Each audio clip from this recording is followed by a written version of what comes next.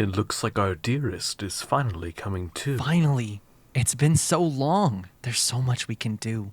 I don't want to wait any longer. Ah, our dearest princess has finally awoken.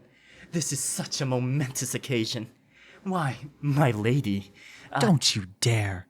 I get to talk to her first. And why would that be, my younger brother? Forgive the children, dearest princess.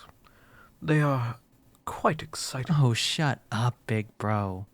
I know you're just as excited as us. And don't call me a kid. It's true. You're just trying to stay cool. I don't see the detriment of remaining refined. Refined. You're way too stuck up, old man. Be careful. You'll turn her off before you even start getting to know her. I can't believe Astral is trying to be like you. What did you say to me? Go on. Say it to my face. Enough! Apologies, dear princess. Our intent was not to show you a family row. I would like to be the first to welcome you to the Nightclaw family manor. Allow us to introduce ourselves. My dear youngest brother, if you will. I am Coda, your one-stop lover boy extraordinaire. I trust that you'll be mine soon enough, but don't make me jealous, or you'll regret it. My dearest mademoiselle, pay them no mind. My name is Astral, second prince of the Nightclaw family.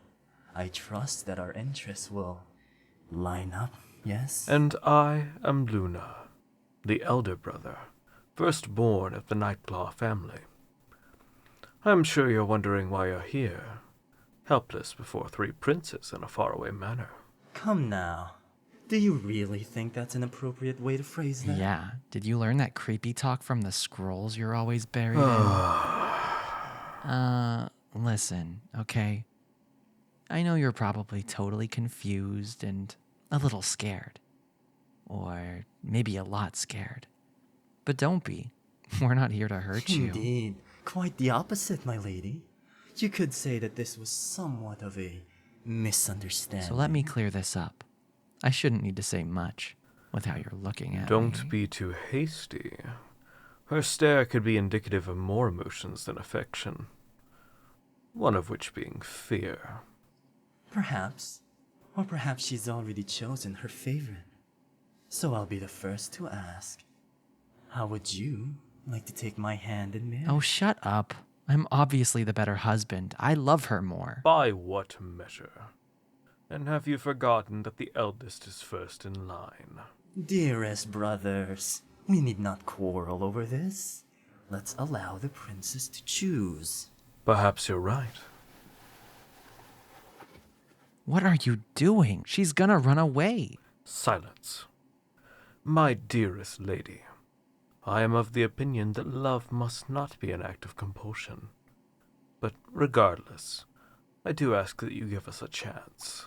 I'm sure you'll change your tune when she swoons for me. I'd love to see you stay true to your principles when she becomes my bride. Nonsense. I have no need to compel a woman to choose me over you. It's the natural answer. But I have no problem giving you both a chance. I propose a simple game. A date for each of us, after which she may choose the one she loves. And what's the catch, grand strategist? A catch? Have you no faith in your eldest brother's honor? Calm down, younger brother. Your proposal does sound good, Luna. This will be most interesting, certainly. I wonder who the princess will choose. The young, dashing lover's boy? The charming, sweet middle child? Or the wise, charismatic crown prince? Choose wisely, mademoiselle. We don't like to share. You're right. We really don't. So, who would you like to spend time with first, my dear? What? Relax, my youngest brother. You will have your time with her, I promise you. Say what you will about me, but I am a man of my word. I suppose so. Come with me, Kata. I'd like to talk to you anyways. Let's go to your room. Apologies, my dear. We've always been competitive with each other in every sphere, and this is no different. I must ask, are you hungry or thirsty by chance? I wouldn't want you to be discomforted during our time together, so allow me to alleviate any needs you may have if they exist.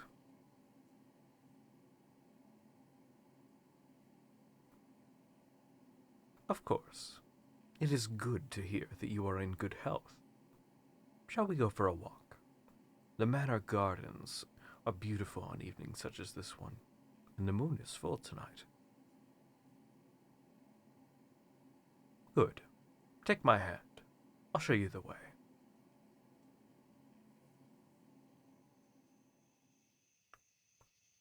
The gardens are beautiful in the moonlight, wouldn't you say? Of course, the flowers can't be as beautiful as the maiden who walks among them. These gardens were cultivated during our grandfather's reign. I've seen to the continued growth of the landscape since my adolescence. Father doesn't spare much time for us, even myself, his heir, so the gardens have become my haven. Come, the gazebo in the center is our destination.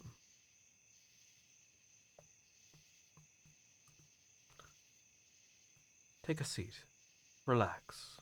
This place is built for decompression. If you lay your head back, you can see the moon through the open skylight. I often come here on quiet nights, the stars and the moon being my only companions. It's a calming atmosphere, is it not?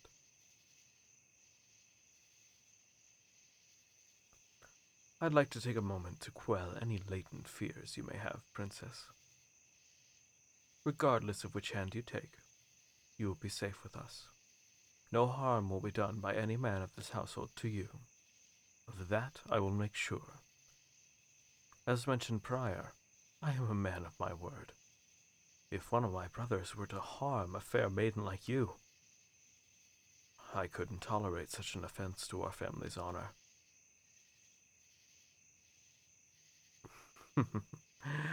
Don't worry. I'm not one who obsesses over the concept like some in my father's court.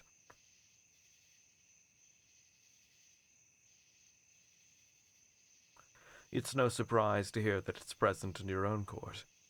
I'm glad you also find it grating. It's disgraceful to hear princes and generals of different courts talk non-stop about honor as they unapologetically stab each other in the back.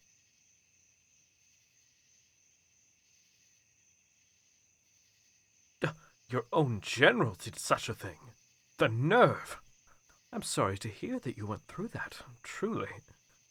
I hope this time with me can be a reprieve from the court antics.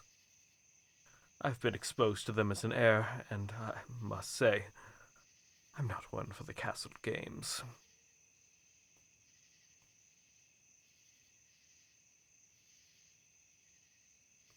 A perfect way to put it. I agree wholeheartedly. The jostling for power gets so old, and it's the same tricks every time. I even said to one who was plotting against me, "Come now, try something out of a different book." He didn't, but it made no difference to me.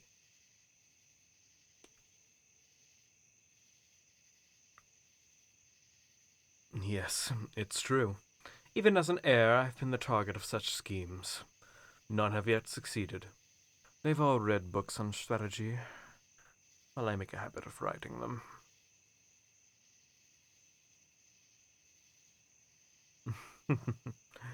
Well, that was partly a joke. I do have my own writings in our vast library. I wrote a treatise on military strategy after I served in a recent campaign as a commander. It's true, indeed. I served as a vice commander for the Southern campaign just a few years ago. Quite a successful campaign, though I don't tend to talk highly of myself. Well, it's simple. I prefer to let others speak how they feel about my achievements, as they are often less naturally biased. If only my brothers could say the same.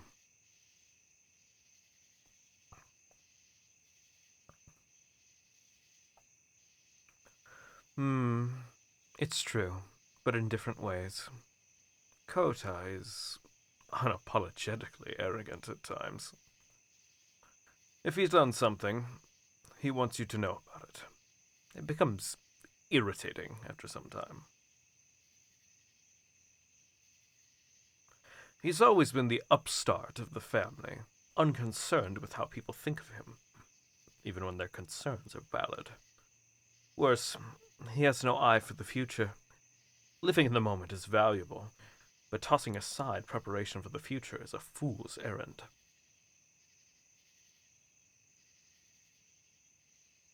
The proof is in the garden. If you look beyond the gazebo to the south, you'll see a collection of swords on the ground, gleaming in the moonlight. I'm sure another sword will join them in the near future. Kota is obsessed with his most recent sword.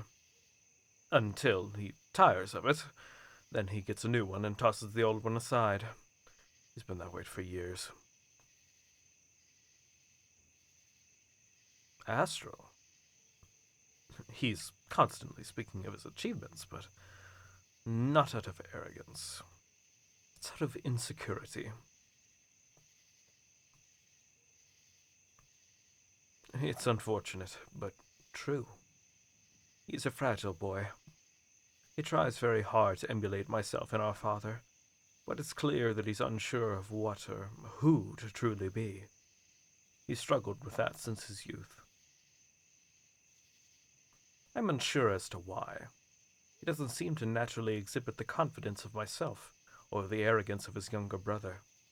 Because of this, it seems that he's trying to compensate, when he really doesn't need to.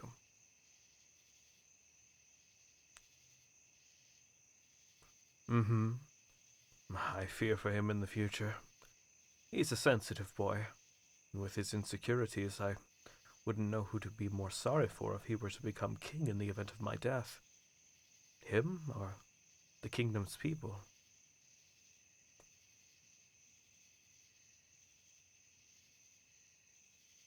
I do not hate or dislike my brothers, no. But my care for them does not mean I will ignore their flaws. This is true for my father as well. I will not ignore their flaws or their consequences, but that doesn't mean I'll condemn them for what they lack. My condemnations come when they allow their flaws to dictate their actions. Speaking of which, I need to tell Kota to get his swords out of my garden.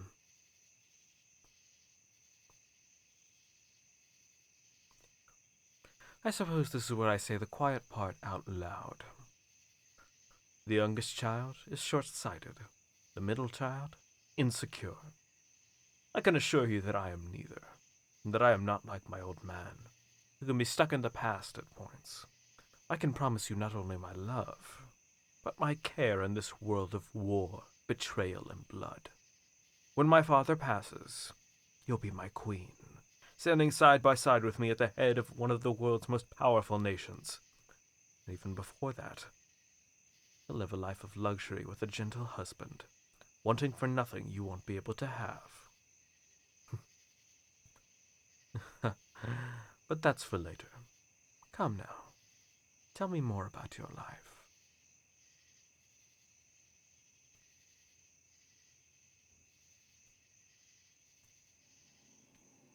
So, my dear, the time has come. It's time for you to choose. And who might it be? Myself. Me? Come on, no need to wait. You can just say you love me already. What? Impossible. What shameful things have you done to trick this poor woman? I've done nothing of this sort, my dear brothers. It was a fair contest, and you failed. Oh, really? You know, you think you're so smart, so high and mighty, and now you think you can steal my woman from me? I've done nothing of the sort. Be careful of accusing me, child. If we can't do this nicely, then... We'll do it by force!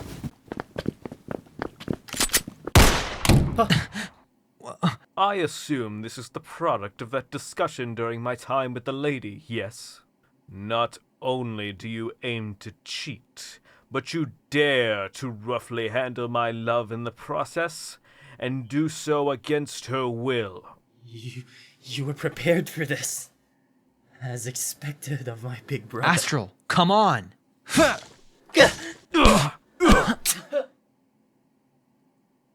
A man of faith is hard to find. You showed me yours. Now let me show you mine. You two are pitiful excuses for men. Failures to the Nightclaw family name. Father would be disgusted with the thought of either of you taking the throne, so I'll save him the trouble and deposit your punishment right in between your eyes. No! Brother, no! I'm sorry you had to see that, my love. Come with me. Your new life awaits.